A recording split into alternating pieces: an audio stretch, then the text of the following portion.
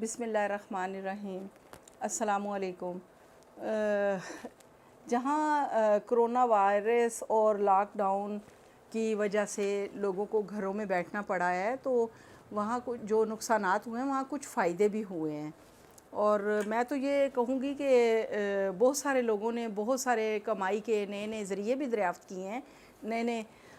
Ideas لوگوں نے سوچے ہیں، اپنے آپ کو ٹائم دیا ہے، اور سب سے اچھا ہوتا ہے کہ آپ اپنے آپ کو ٹائم دیں، ایک لمحہ دے دیں، 2 منٹ دیں اپنے آپ کو، اکیلے میں بیٹھ کے سوچ لیں، بس آپ کا وہ پوری زندگی پہ وہ آئیڈیاز پھر محیط ہو جاتے ہیں۔ تو کیا ہی اچھا ہو کہ اب یہ کرونا وائرس کی وجہ سے جو جیسے اب سادگی، لوگوں نے شادیوں میں سادگی سے کام لینا شروع کیا ہے، تو اب کیا ہی اچھا ہو کہ جب یہ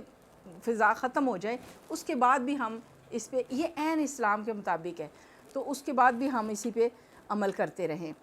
اور پہلے میں سوچتی تھی کہ ہاں ایک نقصان ضرور ہوا ہے بچوں کی روٹین، بچوں کی تعلیم کا جو حرج ہو رہا ہے، لیکن اس کو نقصان کو ہم یوں پورا کر سکتے ہیں کہ بچوں کے لیے ان کے والدین رول ماڈل بنے۔ دیکھیں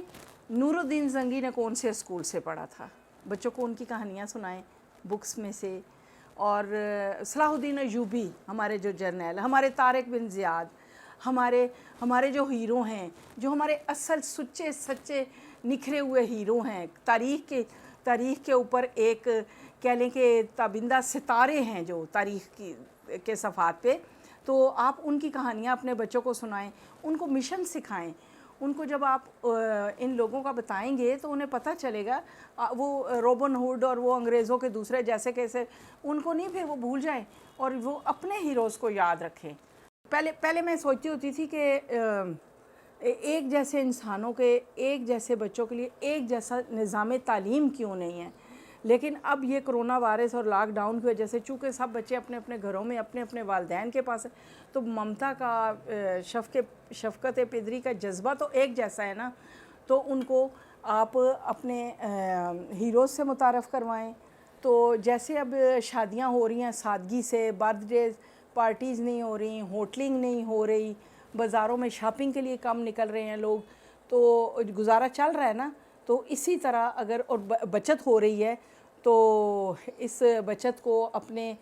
گلی محلے میں دیکھیں، اپنے ہمسائے دیکھیں کہ ان کو کاروبار پہ کھڑا کرنے میں، ان کی مدد کرنے میں آپ کام کر سکتے ہیں۔ پھر جیسے شادیاں اب سادگی سے ہو رہی ہیں، بہت ساری پہلے بچیاں بیٹھی رہ جاتی تھی کہ جہیز نہ ہونے کی وجہ سے، تو یہ کرونا وائرس کا سب سے بڑا جو احسان، میں تو کہوں گی کہ ان غریب والدین پہ احسان ہو گیا